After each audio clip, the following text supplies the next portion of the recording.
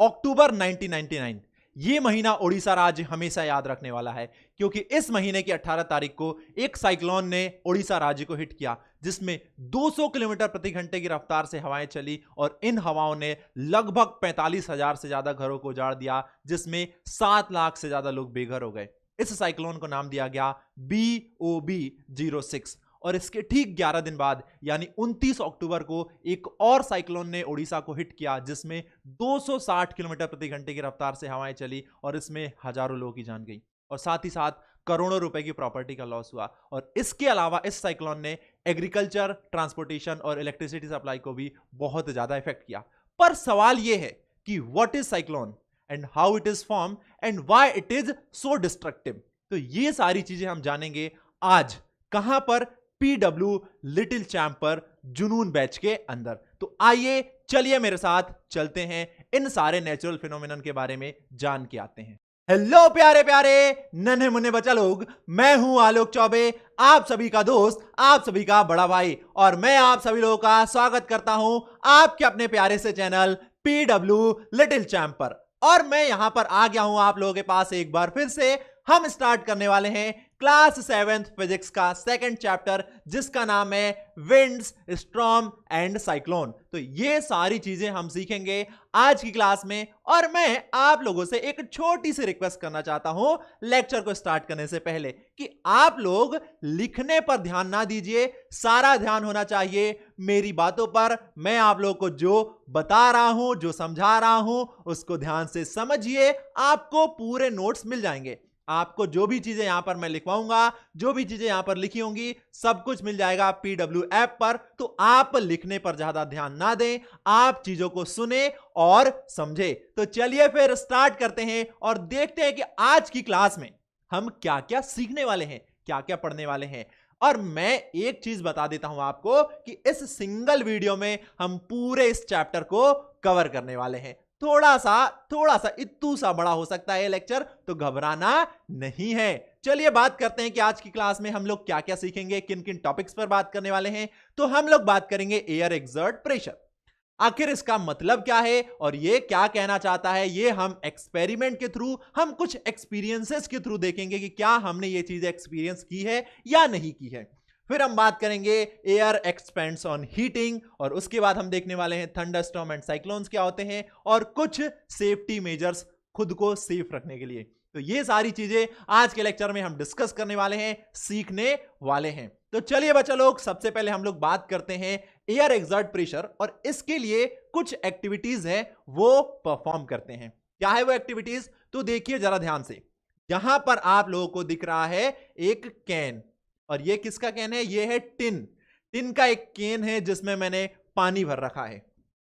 ये कैन है टिन का, इसमें मैंने वाटर भर रखा है, और जब मैं इसको गर्म करता हूं तो कुछ देर इसको मैं गर्म होने देता हूं, तो इसके अंदर का जो वाटर है वो बॉईल होने लगता है, और वो वाटर कन्वर्ट होने लगता है वेपर में, यानी इसके अंदर रखा हुआ वाटर कन्वर्ट होता है वेपर में। अच्छा सर, हाँ हाँ, वेपर में कन्वर्ट हो गया। अब क्या करना है, मैं इस टिन को उठाऊंगा, पर कैसे, ध्यान से। बहुत गर्म हो चुका है, तो इसको मैं किसी चीज की हेल्प से पकड़ूंगा और उसे उठाऊंगा, और जब मैं उस पर ठंडा पानी डालूंगा तो मुझे क्या देखने को मिलेगा कि ये जो केन है ये कंप्रेस हो रहा है, यानी ये सिकुड़ रहा है, ये पिचक रहा है। अब आखिर ऐसा क्यों हो रहा है, चलिए वो समझेंगे, पर उससे पहले हम एक और एग्जाम्पल देखते हैं। क्या वो एग्जाम्पल, तो कभी आप लोगों ने पतंग उड़ाई होगी। अरे पतंग तो सब उड़ाते हैं ना। अच्छा बच्चा लोग, अगर हम जिस डायरेक्शन में पतंग उड़ा रहे हैं और उसी डायरेक्शन में अगर हवा चल रही हो, तो तब तो वो हेल्प करती है ना हमारी पतंग को उड़ने के लिए, यानी पतंग और तेजी से और दूर जाती है और उड़ती है अगर हवा सेम डायरेक्शन में चल रही हो। ये तो आप लोगों ने फील किया ही होगा। इसके अलावा हम देखते हैं कुछ और चीजें कि वो आप लोगों ने फील की है या नहीं की है। अब मान लो कभी आप लोगों ने बोटिंग की हो, तो बोटिंग करते हैं, तो अगर डायरेक्शन हवा की सेम डायरेक्शन में हो, जिस डायरेक्शन में हम लोग जा रहे हो, तो वो हमें हेल्प करती है, हमारी बोट को ज्यादा तेज चलाती है। यानी अगर ये लोग इस डायरेक्शन में जा रहे हैं और जो हवा है उसकी डायरेक्शन भी यही हो, तो ये लोग बहुत तेजी से जाएंगे, और अगर हवा की डायरेक्शन अपोजिट हो तो ये लोगों की स्पीड स्लो हो जाएगी। इसके अलावा आप लोग साइकिल तो चलाते ही होंगे, आप लोग साइकिल चलाते होंगे, और अगर हवा की जो डायरेक्शन है यानी जो विंड की डायरेक्शन है वो कैसी हो, आप जिस डायरेक्शन में जा रहे हो अगर उसी डायरेक्शन में हो तो आपकी स्पीड बढ़ जाती है, और अगर विंड की डायरेक्शन अपोजिट हो तो आपको बहुत ज्यादा मेहनत करनी पड़ती है, आपको बहुत ज्यादा पेडल मारना पड़ता है आगे बढ़ने के लिए। ऐसा देखा है आप लोगों ने? हां सर देखा है। अच्छा, तो मतलब हम इन सारे एग्जाम्पल से जो हम लोगों ने देखे हैं, जो हम लोगों ने एक्सपीरियंस किए हैं, हम ये कह सकते हैं कि जो एयर है वो प्रेशर एक्सर्ट करती है, और इसके अलावा बहुत सारी चीजें और भी होती हैं जो हम लोगों ने देखी हैं, जैसे कि मैं आप लोगों को बताता हूं। तो देखिए बच्चा लोग, हम इन सारे एक्सपीरियंसेस को देख के, हम इन सारे एग्जाम्पल को देख के ये कह सकते हैं कि air exert pressure, and it is due to this pressure that the leaves of the tree, banners और फ्लैग फ्लटर। आप लोगों ने देखा होगा जो पेड़ की पत्तियां होती हैं वो हिलती रहती हैं, उसके अलावा जो बैनर्स लगे होते हैं, आपने देखे होंगे बड़े बड़े होर्डिंग्स होते हैं, आप जहां भी रहते हैं जिस भी शहर में आसपास देखे होंगे आपने बड़े बड़े होर्डिंग्स होते हैं, बड़े बड़े बैनर्स लगे होते हैं। उसके अलावा आप लोगों ने फ्लैग देखा होगा, वो फ्लटर करता रहता है, किसकी वजह से? विंड की वजह से। आप देख सकते हैं यहां पर भी ये फ्लैग क्या कर रहा है, ये लहरा रहा है, क्योंकि इस पर हवा आ रही है, इस पर विंड आ रही है, जो कि इस फ्लैग को लहराने के लिए क्या कर रही है, रिस्पॉन्सिबल है। हां तो बच्चा लोग, चलिए एक एक्सपेरिमेंट करते हैं, जिसके लिए हमें चाहिए एक बॉटल या एक ग्लास, और एक चाहिए पेपर का टुकड़ा। यहां पर मेरे पास है एक टिश्यू पेपर। हमें क्या करना है, इस टिश्यू पेपर को ऐसे फोल्ड करके एक छोटे से बॉल के फॉर्म में कन्वर्ट करना है, और इस ग्लास को टिल्ट रखना है। आप भी ये एक्सपेरिमेंट कर सकते हैं, आप भी ट्राई जरूर कीजिएगा और बताइएगा कि क्या आपका भी सेम रिजल्ट आया। तो मैं क्या करूंगा, अब इस बॉल को इसके माउथ पर रखूंगा और मैं इसमें फूंकूंगा। आप लोग भी ऐसा जरूर करिएगा।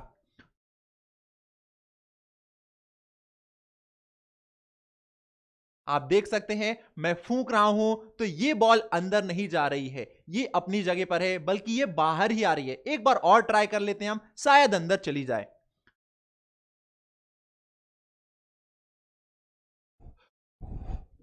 आपने देखा ये बॉल अंदर नहीं गई बल्कि बाहर आ गई। आखिर ऐसा हुआ क्यों? आप लोग भी ये एक्सपेरिमेंट ट्राई करके जरूर देखिएगा। अब ऐसा क्यों हुआ, इसके पीछे का कारण क्या है, तो चलिए हम जानते हैं इसके पीछे का कारण। तो बच्चा लोग, आप लोगों ने देखा हमने एक एक्सपेरिमेंट किया, अब उसका कारण क्या था, ऐसा क्यों हुआ, चलिए जानते हैं एक एक करके। तो हम लोगों ने क्या किया, when we blow into the mouth of the bottle, the air near the mouth has higher speed, this decreases the pressure there।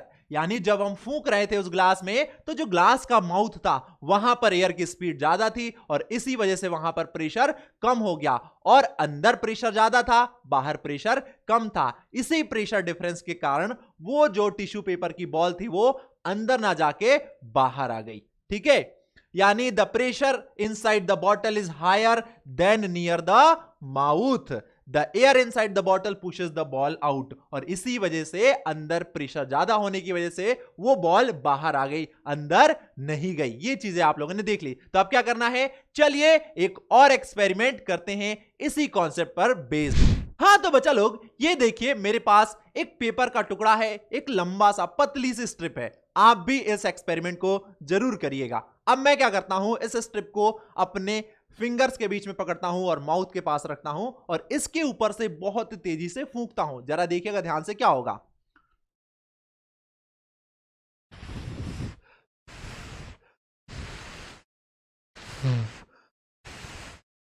आपने देखा कि जब मैं इस पेपर के ऊपर फूंक रहा हूं तो ये पेपर ऊपर की ओर उठ रहा है। आखिर ऐसा क्यों हो रहा है, तो चलिए इसके पीछे का भी कारण हम जानते हैं। तो बच्चा लोग, हमने जब वो स्ट्रिप पकड़ी थी और हम उसके ऊपर जब फूंक रहे थे तो क्या हो रहा था, ऊपर स्पीड ज्यादा होने की वजह से प्रेशर कम था और नीचे प्रेशर ज्यादा था। इस वजह से वो जो पेपर की स्ट्रिप है वो ऊपर आ रही थी। अब इसी से रिलेटेड कुछ और चीजें हम देखते हैं, यानी हमने ये सारे जो एक्सपेरिमेंट किए हैं इनसे हम क्या निष्कर्ष निकाल सकते हैं, क्या कंक्लूजन निकलेगा। और कंक्लूजन ये निकलता है कि जहां पर भी विंड की स्पीड ज्यादा होती है वहां पर प्रेशर कम हो जाता है, यानी the increased wind speed is Indeed accompanied by a reduced air pressure. अगर आपको कहीं पर प्रेशर डिक्रीज करना है तो वहां पर आप विंड की स्पीड को बढ़ा दीजिए। अब बच्चा लोग, क्या कभी आप लोगों ने सोचा है अगर किसी घर के छत के ऊपर से बहुत तेजी से हवाएं जाए तो क्या होगा? हवाएं बहुत तेजी से जा रही हैं यानी प्रेशर ऊपर डिक्रीज हो जाएगा और नीचे प्रेशर ज्यादा होगा, और अगर ये प्रेशर डिफरेंस बहुत ज्यादा हो गया तो जो छत है वो उड़ सकती है। और आप लोगों ने देखा होगा कि जब भयंकर तूफान आते हैं, जो भारी तूफान आते हैं, तो उस तूफान में कई सारे झुग्गी झोपड़ियों के जो छत होती है वो उड़ जाती हैं। और बच्चा लोग, ये जो एयर है जो कि मूव कर रही है, इसी मूविंग एयर को कहा जाता है विंड, यानी when air moves it is called wind. अब ये सारी चीजें तो आप लोगों को नहीं पता थी, पर अब पता हो गई हैं। तो चलिए आगे बढ़ते हैं और भी बहुत सारी चीजों को सीखते हैं एक एक करके। देखिएगा जरा ध्यान से। Air move from region where the air pressure is high to the region where the pressure is low. यानी अगर हम बात करें कि यहां पर हमको दो रीजन दिए हैं, रीजन 1 एंड यहां पर एक और है, यह है रीजन 2। अब अगर यहां पर बच्चा लोग हाई प्रेशर है, ये हाई प्रेशर एरिया है और ये लो प्रेशर एरिया है, तो जो एयर होती है वो हमेशा high pressure to low pressure move करती है। High pressure to low pressure move करती है यानी एयर यहां पर मूव करेगी, और अगर एयर मूव कर रही है तो उसी मूविंग एयर को हम कहते हैं विंड। क्लियर है बातें, समझ में आ गई? यानी the greater the difference in pressure the faster the air move. यानी बच्चा लोग, दो एरिया के प्रेशर में जितना ज्यादा डिफरेंस होगा उनके बीच में फ्लो होने वाली एयर उतनी ही तेज फ्लो होगी, जिसे हम लोग विंड कहते हैं। पर ये सारी चीजें तो हम लोगों ने समझ ली। अब एक सवाल आ रहा है मेरे दिमाग में, और वो ये कह रहा है कि how are the pressure difference created in nature. अरे भाई, नेचर में जो विंड फ्लो हो रही है यानी एयर मूव कर रही है एक जगह से दूसरी जगह, तो हम कह रहे हैं वो प्रेशर डिफरेंस के कारण। बट नेचर में ये प्रेशर डिफरेंस कैसे क्रिएट होता है? तो इसके पीछे का कारण है अनइवन हीटिंग ऑफ अर्थ। अर्थ पर जो अलग अलग जगह हैं, सबका टेम्परेचर अलग अलग है, और टेम्परेचर अलग होने की वजह से वहां पर जो एयर है वो अलग तरीके से बिहेव करती हैं। यानी बच्चा लोग, मैं कहना चाह रहा हूं एयर एक्सपेंड्स ऑन हीटिंग। जब एयर को गर्म किया जाता है तो वो एक्सपेंड होती है, और इसके कुछ एग्जांपल्स देख लेते हैं हम लोग। जैसे कि ये रहा एक हॉट एयर बलून। अब ये क्या होता है? तो ये देखिए, यहां पर हम लोग खड़े हो जाते हैं, आराम से हम लोग खड़े हो गए हैं। यहां पर बीच में एक फ्लेम जल रही है जो कि अपने आसपास की एयर को गर्म कर रही है, और गर्म होने की वजह से वो एयर क्या हो रही है? हल्की हो रही है, वो एक्सपैंड हो रही है, और इस वजह से ये बलून ऊपर जाता है और हम लोग मस्त आराम से खड़े होके पूरे जंगल की सैर कर लेते हैं। इसके अलावा आप लोगों ने देखे होंगे बच्चे लोग लैंटर्न्स। ये आप लोगों ने देखा होगा, आप लोगों ने दिवाली के टाइम देखा होगा, क्रिसमस के टाइम देखा होगा, या फिर किसी और फेस्टिवल के टाइम देखा होगा।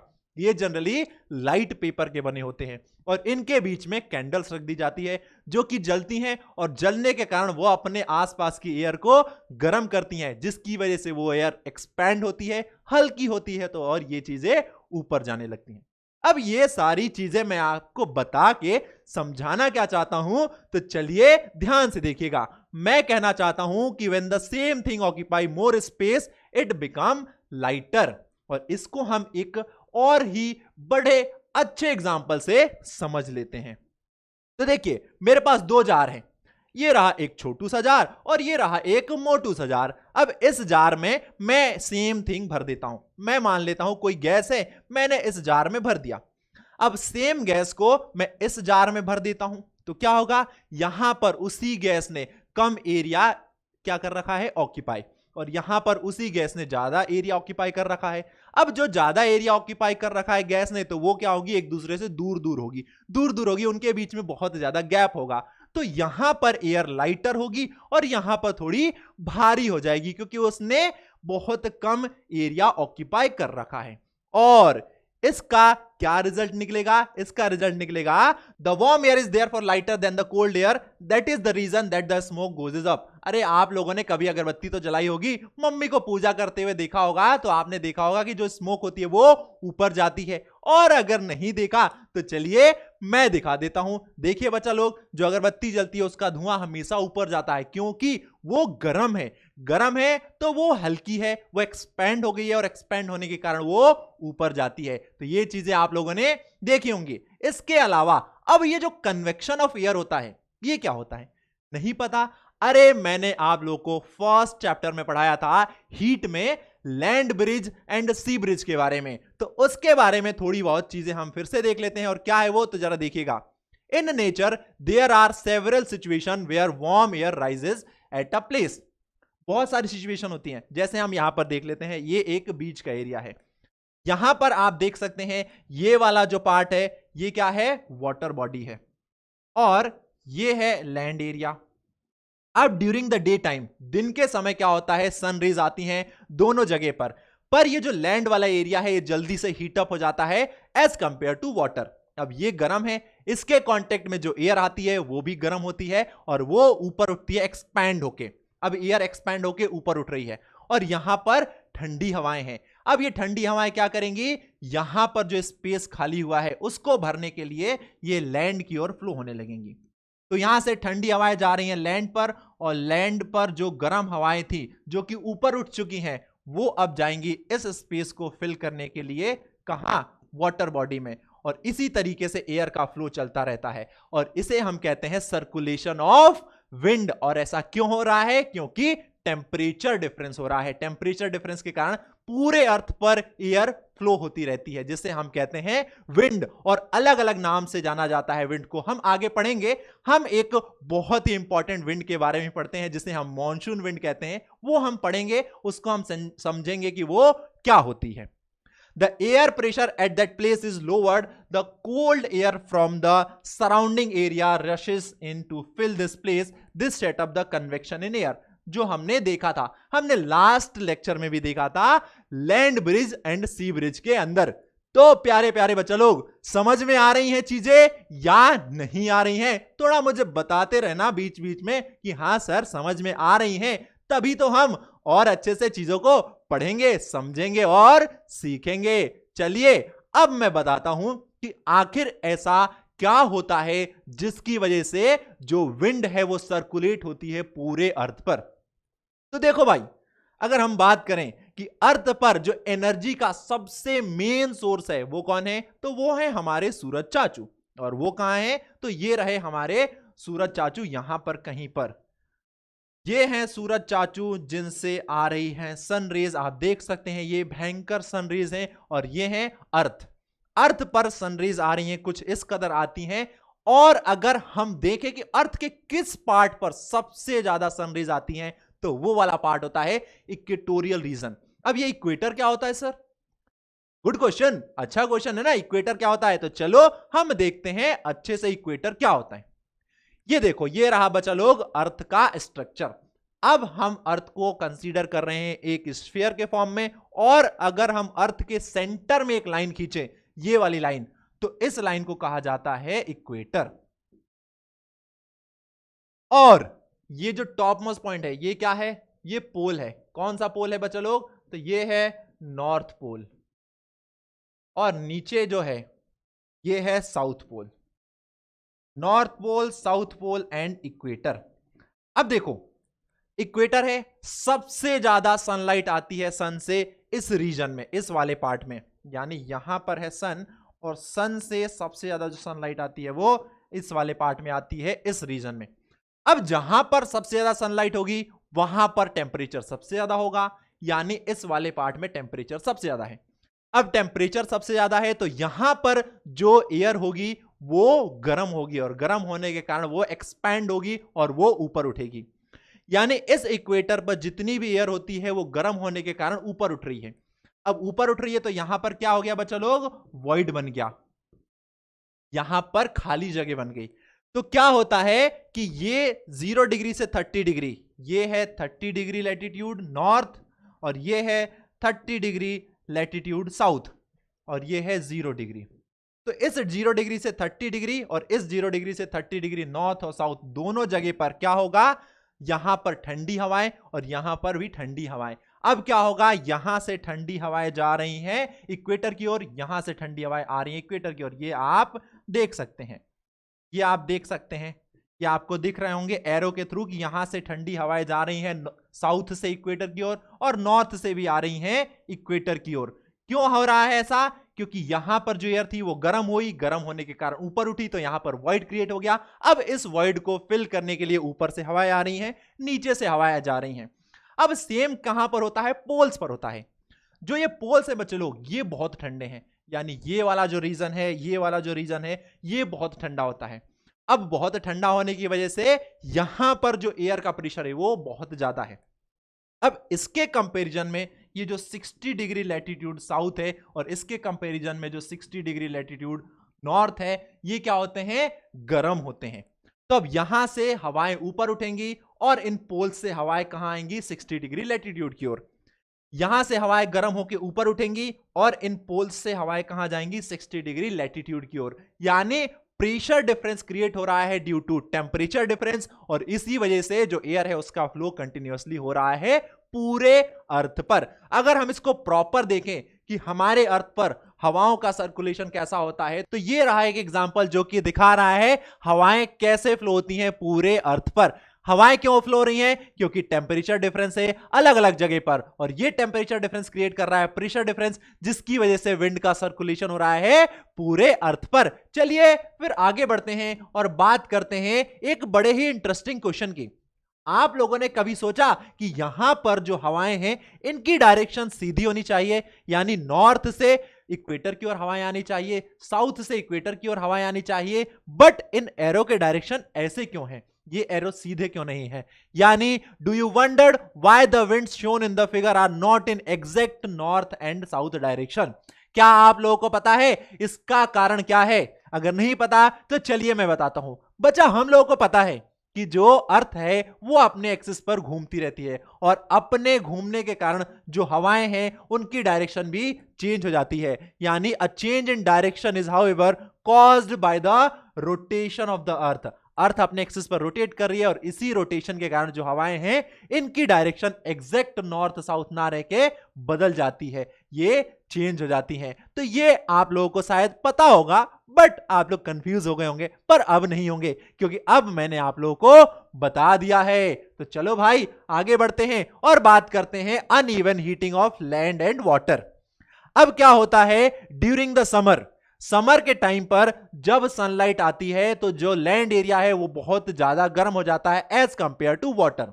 अब गर्म हो गया तो उसके कांटेक्ट में जो भी एयर आती है वो भी गर्म होके ऊपर उठ जाती है, और फिर जो वाटर बॉडीज होती हैं वहां से ठंडी हवाएं आती हैं कहां पर? लैंड पर ये जो ठंडी हवाएं वाटर बॉडी से आ रही हैं ये अपने साथ वाटर कैरी करके आती हैं, यानी वाटर ड्रॉप्स इनके साथ कैरी करके आती हैं, और इन हवाओं को कहा जाता है मॉनसून विंड्स। यानी in summer near the equator the land warms up faster and most of the time temperature of the land is higher than that of water in the ocean. The air over the land get heated and rises, और इसी कारण this cause the wind to flow from ocean towards the land. These are monsoon winds, क्योंकि इन हवाओं के पास पानी होता है और यही हवाएं जब लैंड पर आती हैं तो बारिश होता है, बारिश का कारण बनता है यही हवाएं। यानी the word monsoon is derived from the Arabic word mausam which means season. The wind from the ocean carry water and bring rain. It is a part of water cycle. The monsoon wind carry water and it rains. Cloud bring rain and give us happiness. Farmer in our country dependent mainly on rains for their harvest. और इसके अलावा बहुत सारे folk songs भी हैं जो कि गाए जाते हैं। जैसे ही फर्स्ट बारिश होती है, पहली जब बरसात होती है, तो उस टाइम जो मिट्टी की सौंधी सी खुशबू होती है उसका आनंद लेने के लिए जो फोक सॉन्ग्स होते हैं वो गाए जाते हैं। आप लोग समझे क्या हुआ? नहीं समझे तो चलिए फिर से एक बार बता देता हूं। अब देखो भाई, समर है यानी गर्मियां हैं, गर्मियां हैं तो सनलाइट आ रही है, जो लैंड एरिया है वो बहुत ज्यादा हीटेड हो रहा है एज कंपेयर टू वाटर। अब उसके कांटेक्ट में जो भी एयर आ रही है वो गर्म होके ऊपर उठ रही है, ऊपर उठ रही है तो वहां पर वॉइड क्रिएट हो रहा है। तो समंदर में या वाटर बॉडीज में जो ठंडी ठंडी हवाएं हैं वो उस वॉइड को फिल करने के लिए वहां से आ रही हैं। तो जब वो हवाएं लैंड की ओर आती हैं तो वो अपने साथ वाटर ड्रॉपलेट्स को लेते हुए आती हैं, और उन्हें हम कहते हैं मॉनसून विंड, और उन्हीं हवाओं के कारण बारिश होती है। और जब ये बारिश होती है तो जो फार्मर्स होते हैं वो खुश हो जाते हैं, क्योंकि उस टाइम हार्वेस्टिंग का सीजन होता है। और पहली बारिश के टाइम बहुत सारे फॉक सॉन्ग्स गाए जाते हैं। तो समझ में आ गया बच्चों लोग मॉनसून विंड्स क्या होती हैं। और ये जो वर्ड है मॉनसून, ये लिया गया है एक अरेबिक वर्ड मौसम से, जिसका मतलब होता है सीजन। अब बच्चा लोग हर बार ये जो एंडिंग होती है हैप्पी एंडिंग नहीं होती है। However it is not always a happy ending. अब क्या होता है, जो बारिश होती है कई बार प्रॉब्लम भी क्रिएट करती है। कभी बहुत ज्यादा बारिश हो जाए तो बाढ़ आ जाती है, कभी बारिश ना आए तो सूखा पड़ जाता है।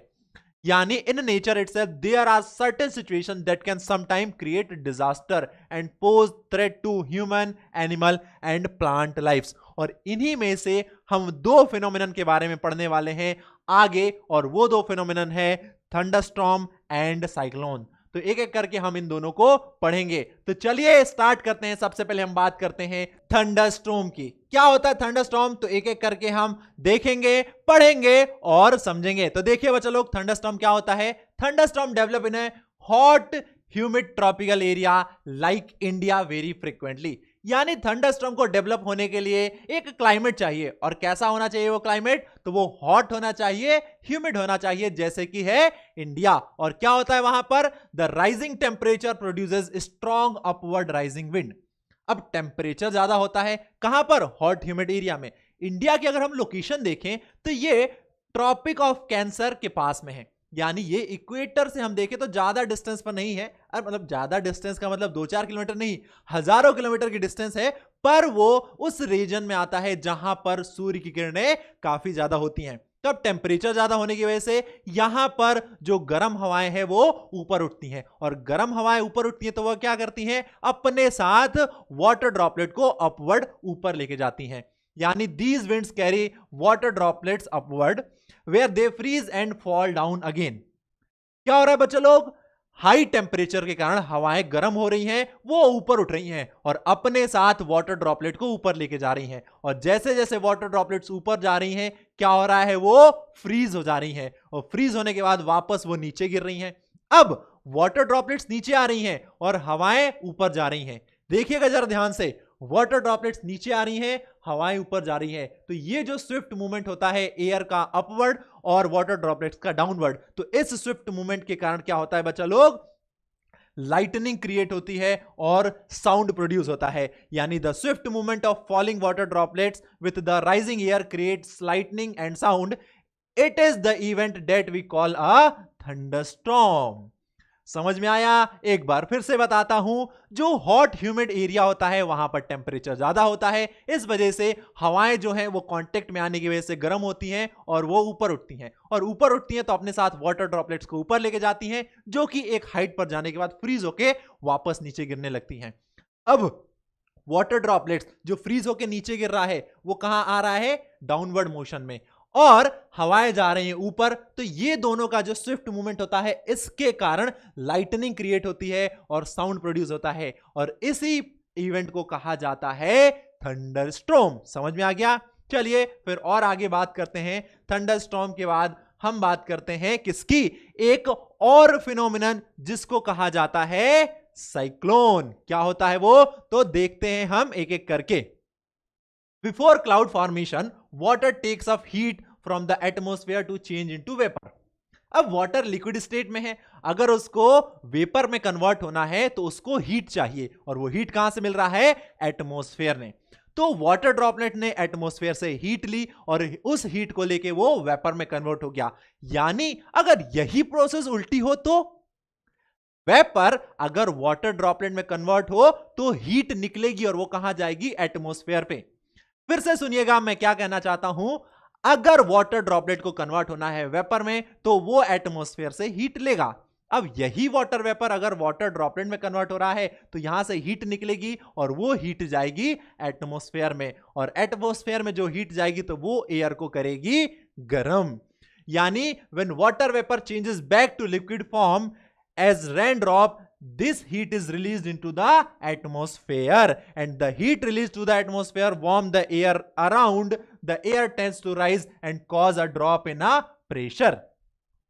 जो वाटर ड्रॉपलेट्स था जो उसमें कन्वर्ट हो रहा था वेपर में हीट लेके, अब यही वेपर कन्वर्ट हो रहा है वाटर ड्रॉपलेट में हीट को बाहर निकाल के, और उसी हीट का इस्तेमाल करके एयर गर्म होती है और वो ऊपर की ओर मूव करती है। और उसके बाद क्या होता है, तो ये देखिए बच्चा लोग, कुछ ऐसा दिखता है।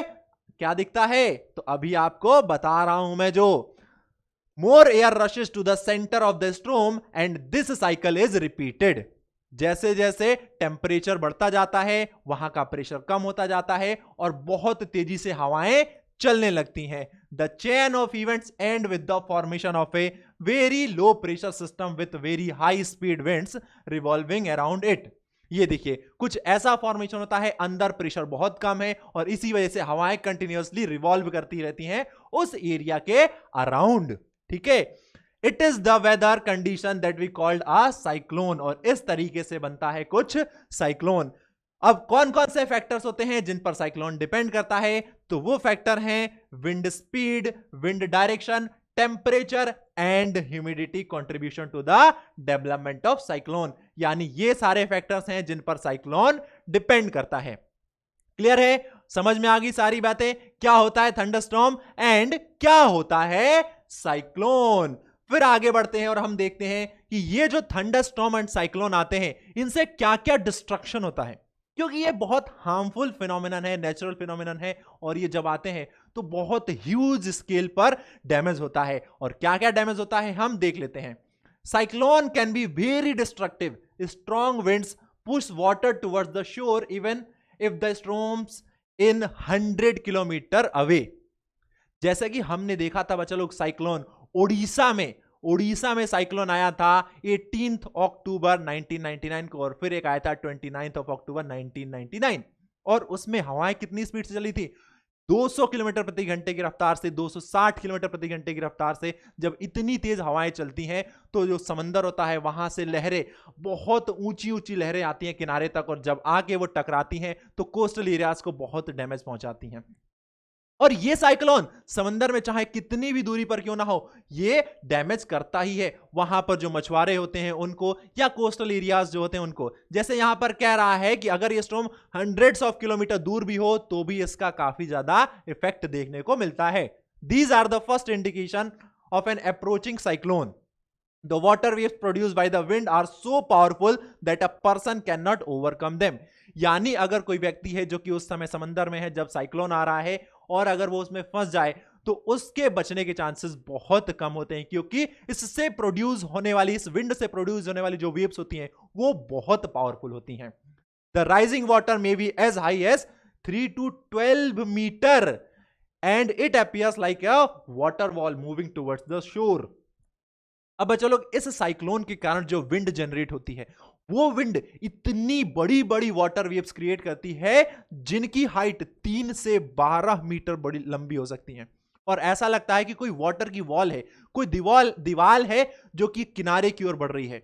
और जब पानी की इतनी बड़ी दीवार, 3 से 12 मीटर लंबी दीवार किनारे की ओर बढ़ेगी और आके किनारे से टकराएगी, तो आप इमेजिन कर सकते हैं, आप सोच सकते हैं कि वो कितना डैमेज प्रोड्यूस कर सकती है। तो ये होता है बच्चा लोग destructive cause by cyclone.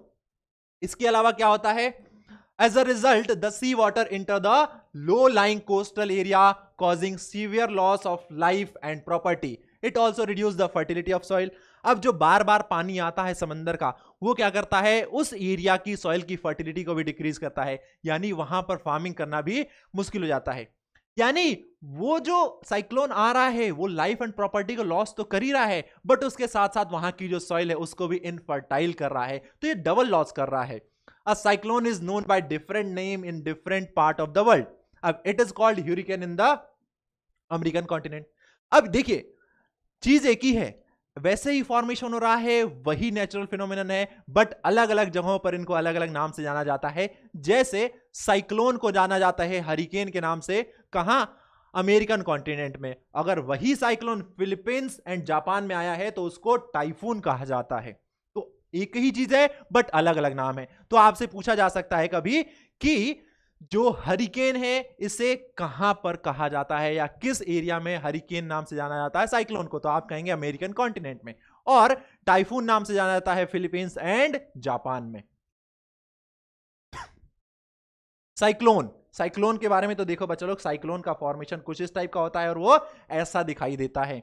The whole coast line of India is vulnerable to cyclone, particularly the east coast. क्योंकि कोस्टल एरियाज हैं, वहां पर टेम्परेचर डिफरेंस हो रहा है, जिसके कारण क्या हो रहा है, जो कंडीशन चाहिए, जो फेवरेबल कंडीशन चाहिए टेम्परेचर डिफरेंस के कारण कहां पर साइक्लोन बनने के लिए, वो सारी हैं इंडिया के कोस्टल एरियाज में। इसलिए सारे कोस्टल एरियाज बहुत वल्नरेबल हैं साइक्लोन्स को लेके। The west coast of India is less vulnerable to cyclonic storm both in terms of intensity and frequency of the cyclone।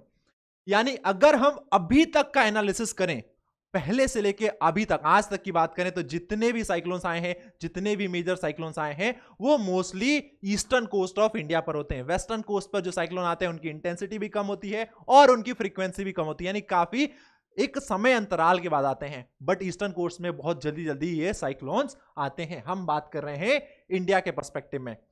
अब चलो, टॉर्नेडो क्या होता है? तो टॉर्नेडो होता है a violently rotating column of air touching the ground usually attached to the base of thunderstorm. Tornado are nature most violent storm.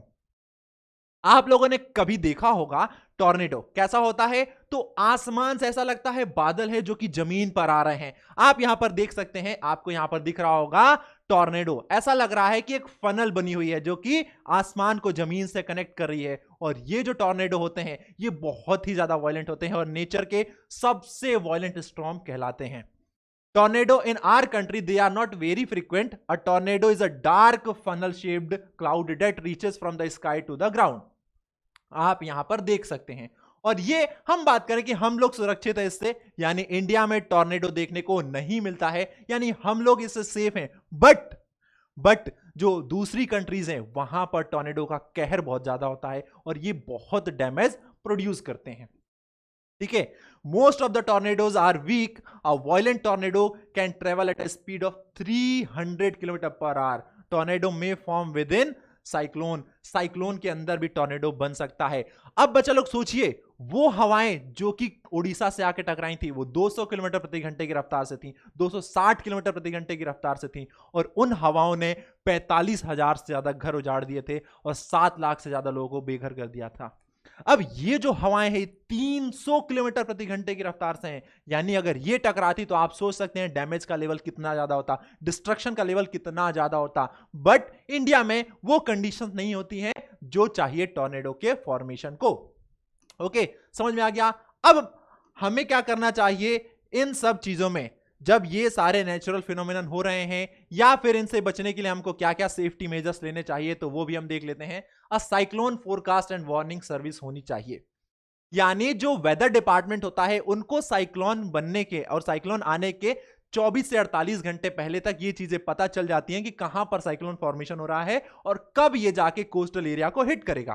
तो अगर ये सर्विसेज हैं तो हम उस एरिया को वहां से खाली करवा सकते हैं, वहां से लोगों को हम दूसरी जगह शिफ्ट कर सकते हैं, ताकि उस साइक्लोन से होने वाले डैमेज से उन लोगों को पहले ही बचाया जा सके।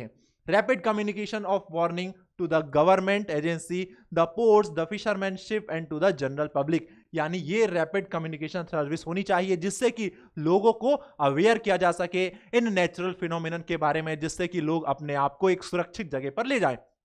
क्योंकि क्या होता है कि बहुत बार जब साइक्लोन आता है तो समंदर में बहुत सारे मछली पकड़ने वाले लोग होते हैं, नाविक होते हैं, जो कि वहीं फंस जाते हैं। और अगर हमारे पास ये सिस्टम होगा जिससे कि हम लोगों को कम्युनिकेट कर पाएं उन साइक्लोन्स के बारे में, उन थंडरस्टॉर्म के बारे में, तो वो खुद को बचा सकते हैं, एक सेफर प्लेस पर ला सकते हैं। Construction of cyclone shelter in the cyclone prone area and the administrative arrangement for moving people fast to safer place. अब हमें पता है जैसे कि कुछ एरियाज ऐसे हैं जो कि बहुत वल्नरेबल है और वहां पर साइक्लोन आने की फ्रीक्वेंसी बहुत ज्यादा है, तो हमें क्या करना चाहिए, उन एरियाज में साइक्लोन प्रोन कोई जगह बना देनी चाहिए, जिसको हम क्या बोलते हैं, construction of cyclone centres. Cyclone shelters बनवा दीजिए ताकि वो उन साइक्लोन्स के इफेक्ट को वियर कर सकें, और जब कभी भी साइक्लोन का खतरा लगे तो लोगों को उन शेल्टर्स में पहुंचा देना चाहिए, जिससे कि उस ड्यूरेशन में जब तक साइक्लोन आ रहा है तब तक लोग सेफ रह सकें। और इसके साथ साथ वहां पर जो एडमिनिस्ट्रेटिव सर्विसेज हैं उन्हें यह इंश्योर करना चाहिए कि उनके पास बेटर अरेंजमेंट हो लोगों को एक जगह से दूसरी जगह भेजने के लिए, ताकि कम समय में ज्यादा से ज्यादा लोगों को हेल्प की जाए और उनको साइक्लोन शेल्टर में भेजा जा सके। अब इसके अलावा हमको क्या क्या प्रिकॉशन करना चाहिए, यानी जब ये चीजें हो रही हैं, साइक्लोन आया है, तो उस समय हमें को क्या क्या चीजें करनी चाहिए। Do not drink water that could be contaminated, always store drinking water for the emergency. अब जैसे हम लोग को पता है कि साइक्लोन एरिया है, तो हमें क्या करना चाहिए, हमें वाटर स्टोर करके ना चाहिए, हमें कंटेमिनेटेड वाटर नहीं पीना चाहिए, क्योंकि उस समय क्या होगा, अगर हमारी तबीयत खराब होती है तो हम कहां जाएंगे, हमारे पास कोई भी चांसेस नहीं रहते हैं। तो हमें अवॉइड करना चाहिए कि हम बीमार पड़े, हमको स्ट्रांग रहना रहता है। Do not touch wet switches and fallen power lines, इससे क्या होगा, हमको करंट लगने के चांसेस होते हैं, क्योंकि वेट स्विचेस में करंट फ्लो होता है और कभी उनको हम टच करते हैं तो हमको करंट लग जाएगा। तो हमें इन चीजों को अवॉइड करना चाहिए। Do no god do not go out just for the sake of fun, जब ऐसी सिचुएशन हो तो हमें बाहर नहीं जाना चाहिए, क्योंकि हमें पता नहीं है कब क्या हो सकता है। भले ही साइक्लोन आने के बाद, ये नेचुरल फिनोमिनन होने के बाद कुछ समय लग जाए, उसके बाद भी नहीं जाना चाहिए, क्योंकि हमें पता नहीं है क्या सिचुएशन हो रखी है। तो हमें जब एक बार सब कुछ पता चल जाए कि चीजें आउट ऑफ कंट्रोल है और तो नहीं जाना चाहिए, बट जब हमको लगता है कि ये सारी चीजें कंट्रोल में है, तब हमें बाहर जाना चाहिए किसी भी काम से, बहुत जरूरी ना हो तो। Do not pressurise the rescue force by making undue demand. अब बच्चा लोग, आप लोगों को पता है कि ऑलरेडी जब ये सारे नेचुरल फिनोमेनन आए हैं तो बहुत सारे लोग परेशान हैं, और उन सभी लोगों को बचाने में जो हमारे रेस्क्यू फोर्सेस हैं बहुत मेहनत कर रहे हैं, अपनी जान को जोखिम में करके वो सभी लोगों को बचा रहे हैं। तो हमें उन लोगों से ऐसी डिमांड नहीं करनी चाहिए जिनकी जरूरत ना हो। अब जैसे हम लोग फंसे हुए हैं साइक्लोन में, हम लोग थंडरस्टॉर्म में वहां पर फंसे हुए हैं, हम लोग फ्लड में फंसे हुए हैं, तो हम उनको ऐसे ना बोले कॉल करके कि हमको पिज्जा चाहिए, हमें ये चीजें चाहिए, वो चाहिए, क्योंकि ये अनवांटेड है, ये डिमांड अभी जरूरी नहीं है पूरी करना। तो उनको भी हमें ख्याल रखना चाहिए, उनका भी, क्योंकि वो भी अपनी लाइफ रिस्क में लेके हमको क्या कर रहे हैं, बचा रहे हैं।